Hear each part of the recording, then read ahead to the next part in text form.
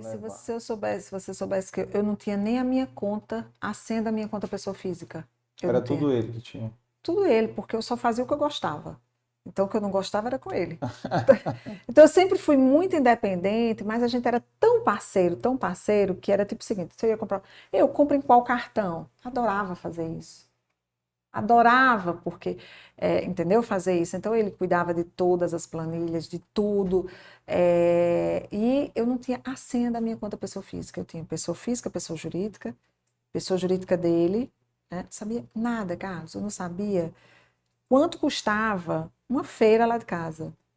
Ele adorava ir para São Luís todo sábado, né? Então, aí eu tive que passar a fazer feira, fazer tudo, e dar conta das contas, que inclusive eu ajudava meus coaches a administrar, mas eu não administrava as minhas. Entendeu? Eu não administrava nada, então eu não sabia Eu nada. terceirizava as Eu não tuas. sabia o que era financiado, o que não era, o que tinha seguro, o que não tinha, eu não sabia nada. Uhum. Então, eu tive que aprender o negócio. Era muito. Agora, eu tinha certeza, era uma certeza tão forte, porque eu tenho certeza que eu morri por 3 dias, sabe assim, eu ressuscitei, assim. Eu me deixei cair por 3 dias, 3 dias. Com 3 dias que eu estava acamada lá em casa, sozinha, sim, só eu e os 2 meninos, sempre. Passei 50 dias trancada dentro do apartamento, que só eu saía de casa, porque eu fiquei neurótica, né? Eu aqui sozinha, já tinha perdido meu esposo, perder um dos meninos, adoecer. Em 3 dias eu acamada, eu não tinha força para nada.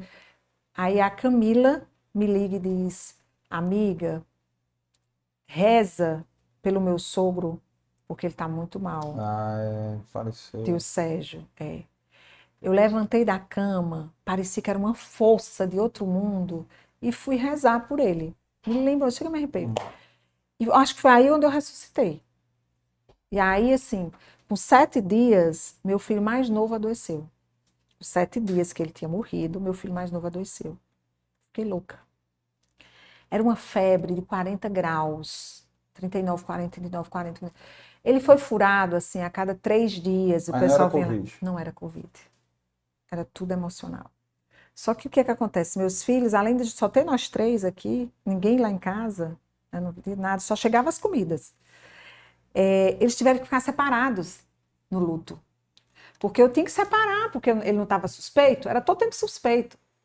O médico que acompanhava dizia: não pode misturar, não, tem que passar 14 dias, não, porque pode ser que não deu nada, eu peguei, e até hoje não se explica, porque meus filhos não pegaram. O João Vitor, o mais velho, veio pegar um dia desse.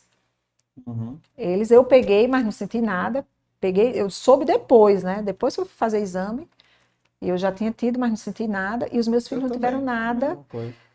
E eles não tiveram nada, e eles conviveram direto, o pai com febre, a gente jogando na mesa, fazendo tudo isso. E quando ele morreu, eu dizia: meu Deus, ele é tão melhor que eu, assim, tão mais sereno, participou tanto da vida dos meus filhos, eu sempre trabalhei muito como executiva, ele já fazia mais o que gostava como representante, então eu trabalhava muito menos, trabalhava uma semana por mês, no outro, o resto ele ficava só acompanhando os pedidos, entendeu? Então, assim, ele ia buscar, ia deixar meus filhos no colégio, ele participava ativamente de tudo, ele ia para a reunião dos pais, ele ia para o jogo de futebol, meu filho era alucinado por futebol, meu mais novo. Quando ele viajava, eu tinha que ir para filmar ele, já imaginou? E para mostrar para o pai. Então, quando ele morreu, eu disse: meu Deus do céu, como é que vai ser a vida com desses meninos? Ele era muito mais. Era o pai amigo que chegava com a turma dos amigos do João e montava e comprava bebida, e montava e tomava e ficava lá conversando com eles de boa, como dizia ele, sabe? Bem leve. Disse: meu Deus do céu, ele é tão sereno, por que que justamente foi ele e não eu, né? Que já convia. E aí depois eu fui ver, né, que não tinha outra forma de eu ver, é que ele viveu intensamente como pai, né, justamente porque ele ia mais cedo. E Ele agora vinha a partiu, minha né? vez, né? Então, a forma como eu ressignifiquei toda essa tortura, né, porque eu acho que foi uma Uhum. tortura, é que ele precisava passar esses 25 dias na UTI para converter tantos amigos. Porque foram muitos amigos que foram convertidos, que passaram a rezar por ele, né, que bebia cachaça com ele, mas que começaram a rezar por ele. Mas muitos, assim, muitos, do grupo familiares, inclusive.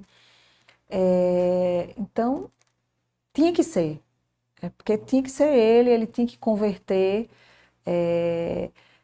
aí passar meu filho com 6 meses, meu pai morre em 4 horas.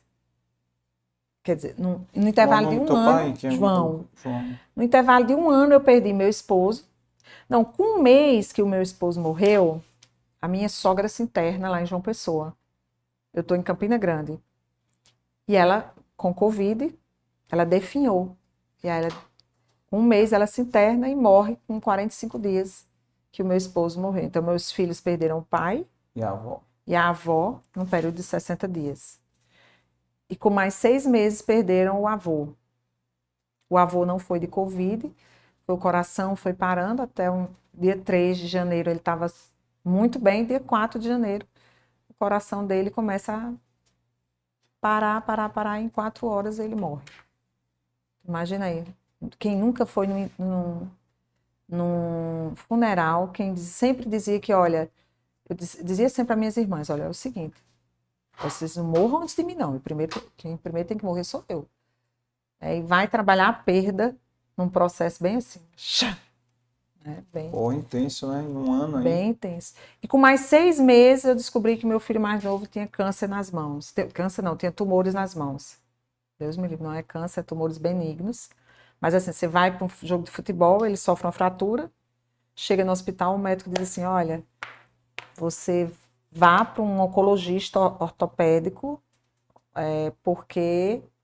ortopedista, porque o seu filho tem tumores nos dedos. E o meu filho é goleiro. Com 1 ano que o pai morreu. Exatamente com 1 ano. E tudo que ele faz na vida foi focar em futebol. Pensou? Foi assim, foram um período, assim, desde a pandemia, muito intenso. Acho que eu não passei nenhum período calmo.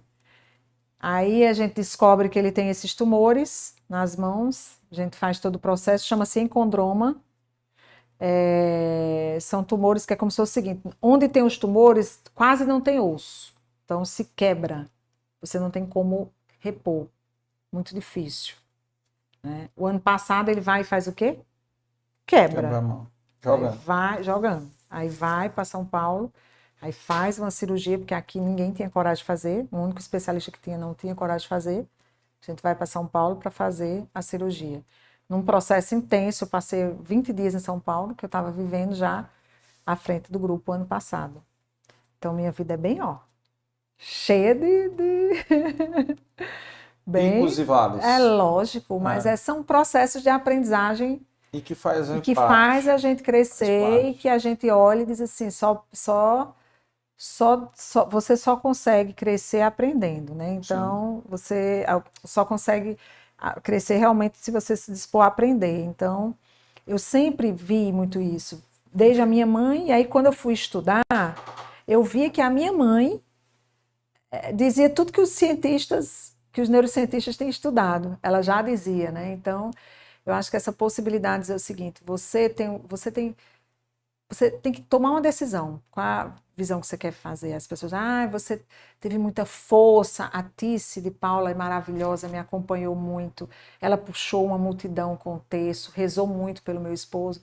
Ela disse, olha Tessa, você é uma fortaleza, mas na verdade eu vejo muito mais, tanta gente que passa fome hoje, que é muito mais forte que eu, né, que tem muito mais estrutura, por exemplo, eu não suporto dor física, eu acho que eu sou muito forte em dor mental. E tem gente que é tão forte em dor física, eu não aguento puxar os cabelos. Né? Mas é como se eu dissesse assim, não tem uma outra alternativa. A única alternativa é eu ver isso de uma forma positiva e tirar aprendizado disso ou decidir definhar. Então, se entregar. Então é bem dentro dessa... Sempre eu levo a todas as provações, todas as situações, do mesmo jeito é agora, né? Agora a gente no mercado onde Por mais que você diga, olha, você já era coach dos sócios, você já conhecia todas as estratégias, você já sabe como eles pensam, mas você passar a ser presidente de um grupo com 5 negócios, uma coisa é você meter o bedelho, né? Ah, faz isso, faz aquilo. Outra coisa é você assinar embaixo, né? De todas as tomadas de decisões, né? E ter toda a autonomia. Isso pesa demais, onde 3 pessoas montaram, tem tudo isso como história de vida. E você tem que aprender isso nesse mercado desafiador, né? Então, assim, aí eu falo assim, nossa, é como eu digo, acho que eu envelheci, acho que eu cresci 10 anos, envelheci não, né? Cresci 10 anos em um ano. Nesse um ano que vai fazer agora, mês que vem, que eu estou à frente do grupo. Porque foi um ano de muitos desafios e muita coisa que aprender e aprender no caos.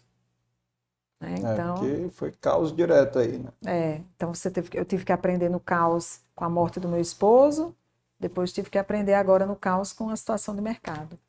Então, acho que mas é tudo, é uma forma como você observa, e eu acho que o que eu estou dizendo não é novidade para você, das pessoas que você já trouxe aqui. É que decidem observar e fazer de um limão uma limonada de fato, né? De fato.